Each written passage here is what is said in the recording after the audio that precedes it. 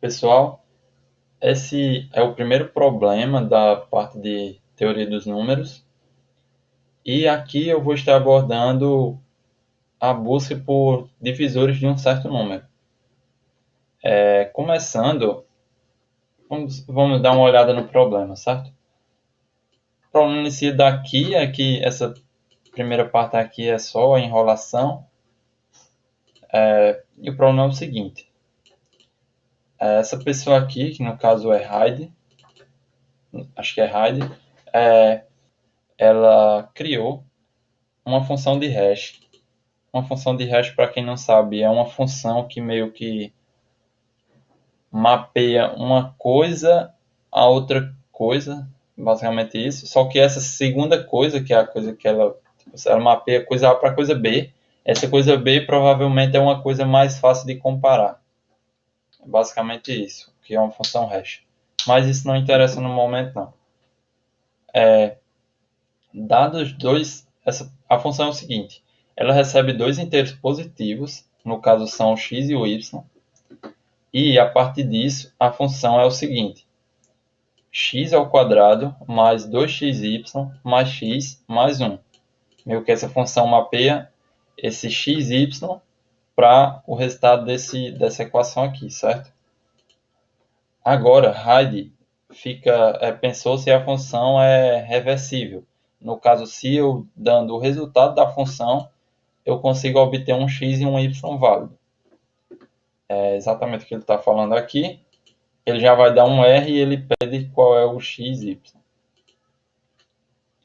y. Se várias respostas existem, ele pede que a gente dê como saída a resposta que tem o menor x. E se não existe resposta, ele pede que você print novo. Nesse caso aqui, a resposta com menor x existente, quando x é 1 e quando y é 8, a gente pode ver aqui, quando x é 1 e y é 8, a gente obtém 1 ao quadrado, que é 1, mais 2 vezes 1 vezes 8, que dá 16, mais esse 1 aqui dá 17.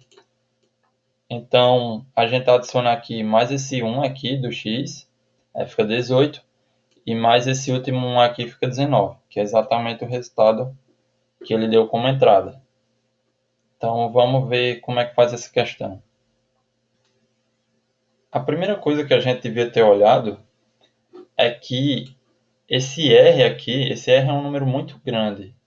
Como ele é um número muito grande, a gente não pode simplesmente olhar todos os números menores ou iguais a ele para testar como x e como y, certo? Então, vamos ver o que é que a gente consegue obter desse problema aqui para facilitar a nossa vida, já que esse R é muito grande. Então, a primeira coisa que a gente tem que tentar fazer nesse tipo de problema, que a gente vê, tem uma equação aqui, o que a gente pode obter dessa equação, certo? Então, se a gente cria uma variável, se a gente passa esse 1 para cá, meio que a gente tem um R menos 1 é igual a isso daqui, certo? Igual a isso. Então, a gente criou uma nova variável aqui, que seria o R mais 1, só para facilitar a manipulação no resto do problema, no resto da equação. Então, a gente fica inicialmente com esse k é igual a x quadrado 2xy mais x, que é exatamente isso aqui. A gente consegue botar o x em evidência, passar o x para cá, depois passar o x que estava interno ao parênteses para cá também, e depois o 1 para cá também. A gente fica com essa equação aqui. K sobre x menos 1 é igual a 2y. Então, a partir disso a gente chega a duas conclusões, a partir dessa equação, quais conclusões que vão ajudar a gente a resolver esse problema de uma forma que a gente não precise iterar por vários x e vários y, já que o R é muito, muito grande.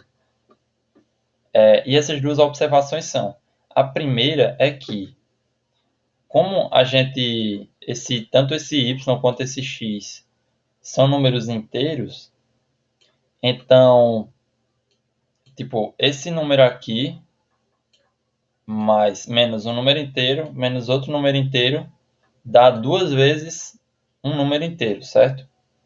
Então, isso significa que esse k sobre x também é um número inteiro. E para isso ser um número inteiro, o x tem que ser um divisor de k. Da mesma forma, o k precisa ser um múltiplo de x. A segunda observação que a gente tem é que, como a gente pode ver aqui, x ao quadrado mais 2xy mais x é igual a k. Isso garante para a gente que o x é menor do que raiz de k. Por quê?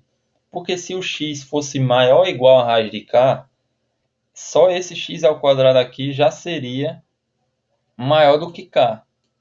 Independente desse resto aqui, esse resto aqui com certeza é positivo, né? Já que tanto o x quanto o y são positivos, ele garante isso na questão, devem ser positivos.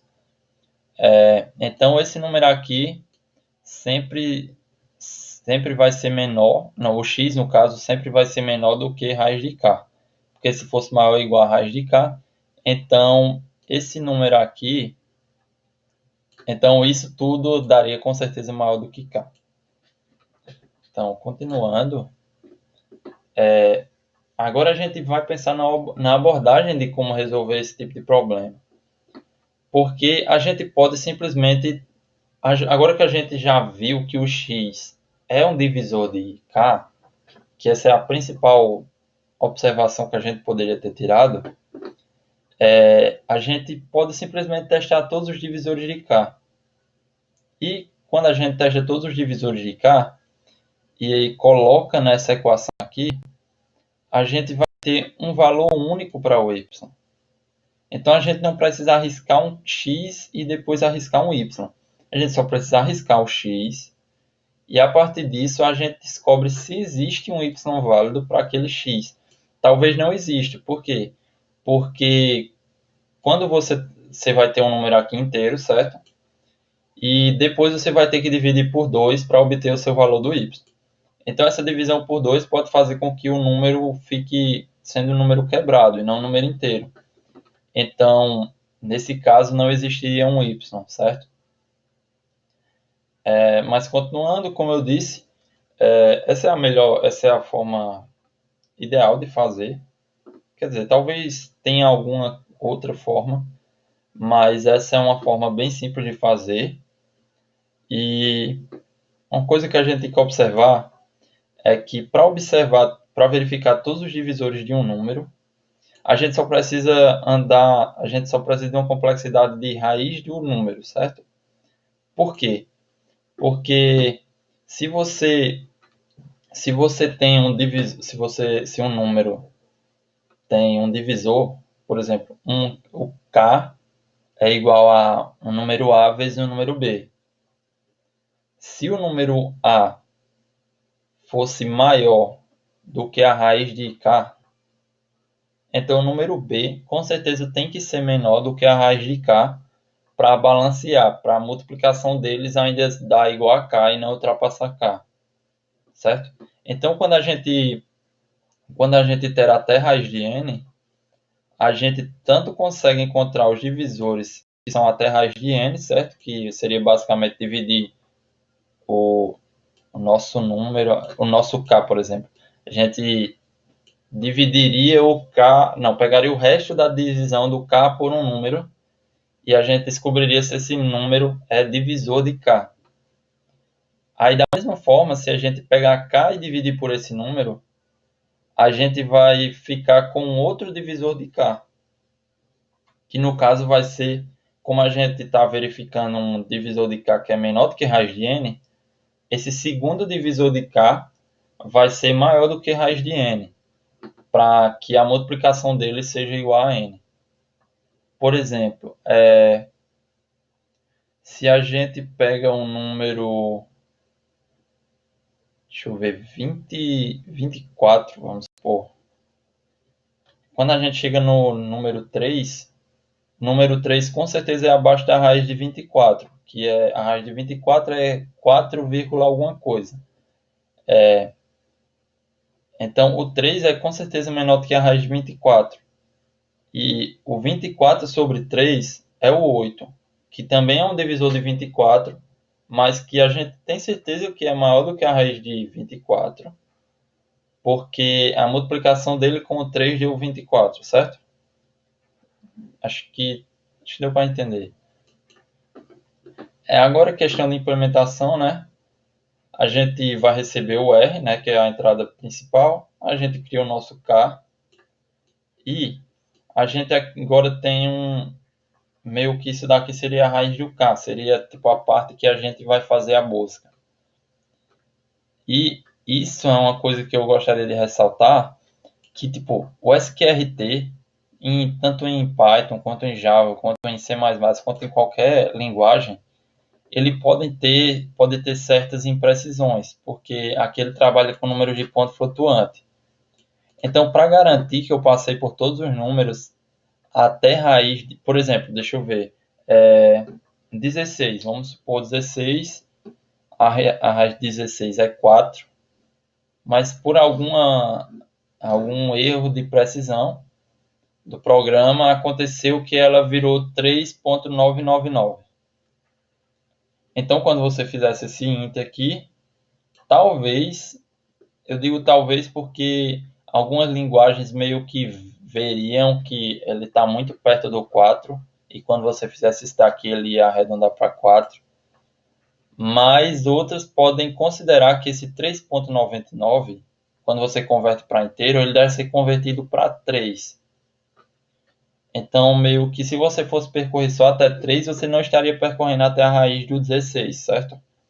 Então, por isso que eu dou um offset aqui, para que eu não vai ocorrer nenhum tipo de problema, né? Se eu acabar percorrendo por mais números do que até a raiz, pelo menos um pouco mais números só. E isso vai me garantir que com certeza eu vou estar passando por todos os números até a raiz. Aí, com o decorrer do programa, né, a gente está arriscando um número que seria o nosso x. Se o k for divisível por esse x, aí eu tento calcular o y. Esse daqui, na verdade, seria o 2y. Aí, caso tanto esse temp que seja maior do que zero, por quê? Porque o nosso y tem que ser um número positivo, que era algo que tanto x quanto y tem que ser positivo, que era o que tinha dizendo no enunciado. E esse y também, esse 2y também tem que ser divisível por 2, né? Que é para o y ser um número inteiro. Se isso acontecer, aí eu calculo o meu y, printo x e y, e já poderia parar o programa aqui. E eu coloquei que já dei algum tipo de resposta, porque se não existisse nenhum tipo de resposta, aí no final do programa eu teria que printar um no, certo? Acho que é basicamente isso. Sim, se nessa minha questão ela permitisse que um x ao quadrado, que não fosse x ao quadrado, fosse alguma coisa que permitisse que eu pudesse utilizar divisores maior do que a raiz, eu ia ter que, quando eu entro nesse if aqui, eu ia ter que pegar aqui agora um x que seria igual ao k dividido por esse x anterior aqui. Aí seria meio que um x, tipo outro divisor, com certeza outro divisor de k. E eu podia testar esse outro divisor também meio que copiando toda essa parte do código. Tranquilo? Era isso por essa questão.